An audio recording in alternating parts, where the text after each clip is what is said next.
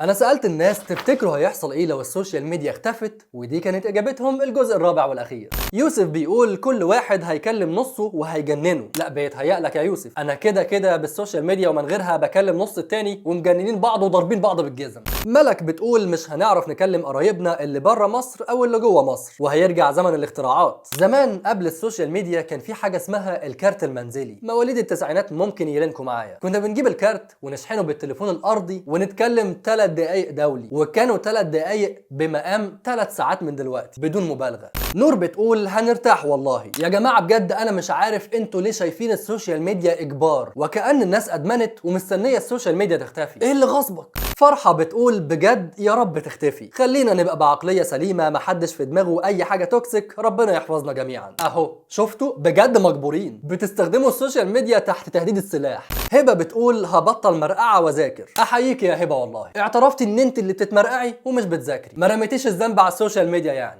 انا حاسس ان الجدال ده مودينا الحيطه سد، ومش اي سد، دي حيطه ملهاش لازمه وتستحق اللايك.